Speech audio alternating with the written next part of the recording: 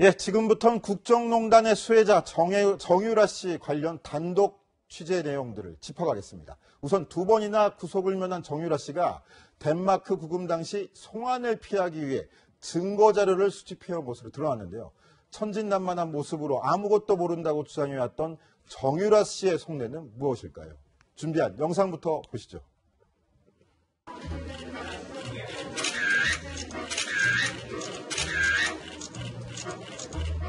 제가 어머니와 전 대통령님과의 어떤 일이 벌어졌는지는 하나도 모르는데 좀 억울합니다.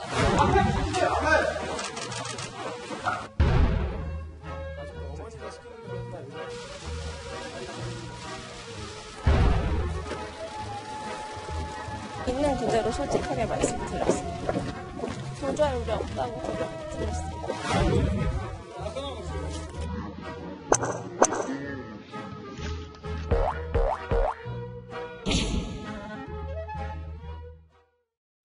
순진한 듯 아무것도 모르는 듯 이야기하는 저 모든 게 전략이었다면 정말 놀라울 것 같은데요. 자, 그런데 정유라 씨가 검찰 조사에서도 전략적으로 진술하려고 노력했다. 이런 정황이 발견됐습니다. 강병규 기자, 어떤 내용입니까? 네, 정치데스크에서 처음 밝히는 채널A 단독 보도 내용입니다. 일단 기본적으로 박근혜 전 대통령과 최순실 씨가 공모관계에 지금 혐의를 받고 있기 때문에 한쪽 혐의가 무거워지면 다른 한쪽이 가벼워지는 그런 시소 같은 관계거든요. 이것을 정유라 씨가 잘 알고 있었다는 게 검찰 관계자들의 주장입니다. 좀 더 부연 설명해 드릴게요. 일단 검찰 수사에서 정유라 씨가 박근혜 전 대통령을 편드는 것 같기도 하고 최순실 씨, 자기 엄마 최순실 씨를 편드는 것 같기도 하는 그런 발언들을 했습니다. 박근혜 전 대통령의 경우는 나와 엄마 때문에 탄핵당했다라면서 상당히 안타까워하는 듯한 그런 진술을 했고요. 자, 그런데 반면에 엄마 최순실 씨에 대해서도 왜 우리 엄마가 뒤집어 써야 하냐라면서 엄마의 국정농단을 알고 있었지 않았냐라는 질문에 이렇게 답했습니다. 그러니까 사실 이도 저도 아니게 누구의 책임도 아닌 것처럼 진술을 했던 거죠. 그러니까 검찰 관계자는 이렇게 얘기했습니다. 정유라 씨가 엄마 최순실과 박 전 대통령 사이에서 줄타기를 하는 듯 하고 있다. 그러니까 상당히 전략적으로 그리고 상당히 아무에게도 폐를 끼치지 않을 정도로 진술을 하고 있다는 게 검찰 관계자들의 관측이죠.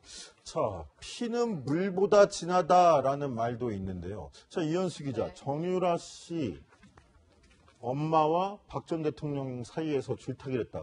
무슨 이유일까요? 저는 정유라 씨가 이 사안에 대해서 좀 정확하게 파악을 하고 있다라는 생각이 들었습니다. 검찰 관계자도 전략적으로 진술하더라라는 게 이 정유라 씨가 정말 이 사안에 대해서 모두 다 이해를 하고 있고 자신의 발언이 누구에게 유리한지 불리한지를 따지고 있다는 느낌을 받았다. 그런 뉘앙스였는데요. 지금 박근혜 전 대통령이랑 최순실 씨는 사실상 공범 관계로 지금 재판을 받고 있는 부분이거든요. 그래서 뭔가 정유라 씨가 생각할 때 이쪽에 유리한 발언을 하면 또 엄마한테 불리할 것 같고 뭔가 유리와 불리가 엇갈릴 것 같지만 공범관계에 묶여있기 때문에 박근혜 전 대통령이 또 뭔가 중재로 뒤집어 쓰게 되면 그 부분은 또 최순실 씨에게도 똑같이 나쁘게 영향을 미치는 부분이 있습니다. 그렇기 때문에 아마 이런 부분들을 모두 다 고려해서 좀 대답을 하려는 그런 고민을 하다 보니 검찰 관계자가 이런 느낌을 받지 않았나 싶습니다. 자, 그래서였을까요? 강병규 기자. 네. 정유라 씨를 수사한 검사들 사이에선 정유라 씨가 초임 검사보다 낫다 이런 이야기도 나온다면서요? 예, 제가 데스크라면 이 부분을 중점적으로 데스킹할 것 같습니다. 그러니까 네, 저라면요. 일단 정유라 씨에 대해서 검찰 관계자들이 이렇게 얘기했는데요. 정유라 씨의 상황 판단 능력이 웬만한 초임 검사보다 낫다라고 평가를 내렸습니다. 우리 그동안 방송에서 정유라 씨 럭비공 같은 사람이다.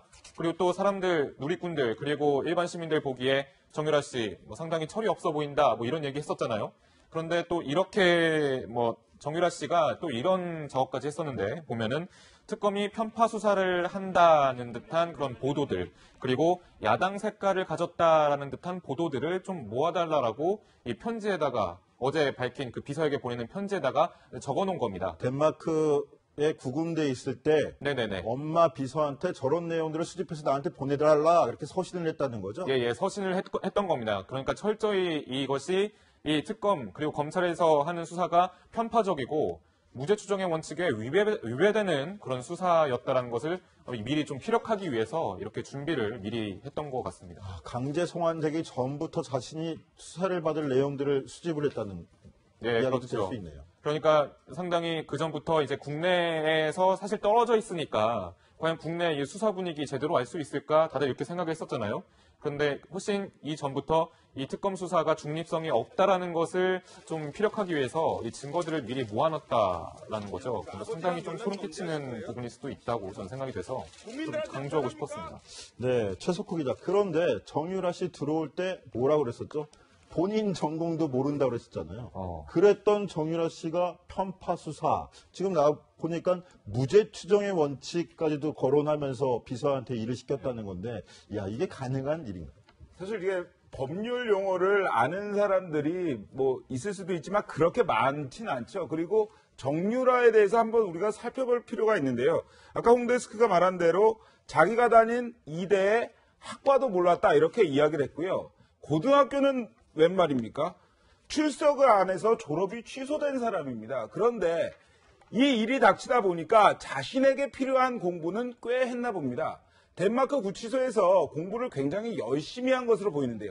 그것도 최순실의 돈으로 변호인과 함께 공부를 한 것으로 보입니다.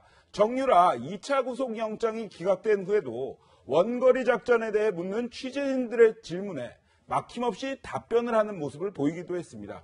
어찌 보면 너무나도 잘 짜여진 각본에 따라서 움직이는 것처럼 보이는데요. 정유라 처음부터 이런 모습을 보이지는 않았습니다. 송환 직후 모습과 현재의 모습 한번 비교해 보시면 얼마나 작전을 잘 짰는지 아실 겁니다. 예, 이렇게 작전을 잘 짰다고 얘기하는데, 자, 이현수 기자한테 네. 한번 이거부터 물어보고 싶었어요. 자, 정유라 씨가 엄마 최순실 씨랑 박근혜 전 대통령 사이에서 줄타기를 했다고 했는데, 그렇죠. 정유라 씨 결과적으로 선택은 누구를 한 겁니까? 선택은 박근혜 전 대통령이었습니다. 아, 그렇습니까? 네, 그 박근혜 전 대통령에게 오히려 조금 유리하게 해석될 수 있는 발언을 한 것으로 알려져 있는데요. 아마 이런 부분은 향후 그러니까 검찰 그 구속영장을 다시 청구하는 부분에도 좀 영향을 미치고 있습니다. 이제 뭐 정유라 씨가 이런 편지를 보내서 용의주도하게 좀 준비를 했다는 그런 부분들뿐만 아니라 발언들을 하면서 진술을 하면서 박근혜 전 대통령을 좀 신경 쓰고 있다. 그런 부분들이 포착이 되고 뭔가 박근혜 전 대통령에게 뭐 전혀 모른다라고 했던 것과 달리 좀 충성심을 보인다고 해야 할까요? 그런 부분들이 포착되고 있어서 아마 검찰은 이런 부분들을 염두에 두고 2차까지 모두 다 기각이 됐지만 3차로 다시 한번 구속영장을 청구해달라고 요청할 가능성이 나오고 있습니다.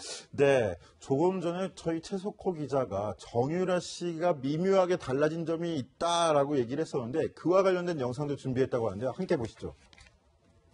제가 모든 특혜를 받았다고 하는데 사실 아는 사실이 별로 없기 때문에 저도 계속 이거를 퍼즐을 맞추고 있는데도 사실 잘 연결되는 게 없을 때도 있습니다. 저도. 그게 오해가 있었는데요. 저희 변호인이 변론하는 문제 때문에 이제 한국 법무부에 질문을 보냈었는데 답이 안 오셔서 저희가 정보를 알아야 변론을 할 수 있다 그렇게 말씀을 하셔서요. 그것 때문에 변호인이 하시는 말씀을 제가 받아줬고 그거를 한국 측에 보내서 정보를 좀 받아요. 예, 덴마크 구금시설에 있는 동안에도 엄마의 비서와 편지를 주고받으면서 작전을 짠 것으로 보이는 정유라 씨가 가장 주목한 부분이 있었습니다. 바로 우리나라의 구금시설 환경이었다고 그러는데요. 자, 강병규 기자. 네. 덴마크와 우리나라 구금시설 환경이 그렇게 다른가요? 저도 조사하면서 많이 놀랐는데요. 직접 한번 설명을 드릴게요. 일단은 한국에서는 이름이 아닌 번호로 불리죠. 박근혜 전 대통령은 503으로 불립니다. 네, 정해진 죄수복을 입어야 되고요. 빨래도 세탁기가 없어서 직접 손으로 해야 합니다. 또 화장실이 방 안에 있어서 좀 냄새가 방 안에 좀 퍼질 수가 있겠죠. 자, 그런데 덴마크 구치소 어떤지 보겠습니다. TV 볼 수 있고요. 비디오 게임도 볼 수 있습니다. 그리고 또 피자도 주문이 가능합니다. 냉동 피자가 아니라 실제로 외부에서 피자를 시켜 먹을 수 있다는 겁니다. 상당히 우리나라 구치소와 덴마크 구치소 문화가 상당히 다르다는 걸 알 수 있습니다. 정유라 씨라면 덴마크에 있는 동안 덴마크 구치소를 차라리 가는 게 좀 더 자기가 좀 편하게 살 수 있겠다라고 생각을 했었겠죠. 그렇기 때문에 이런 편지와 이런 작전들을 좀 짰던 것 같고 한국의 그런 수사 상황이 상당히 강압적이다라는 것을 그래서 송환 직전에 계속 피력을 했던 것 같습니다. 검찰은 바로 저런 부분 때문에 3차 구속영장 청구도 검토하고 있는 것으로 보이네요.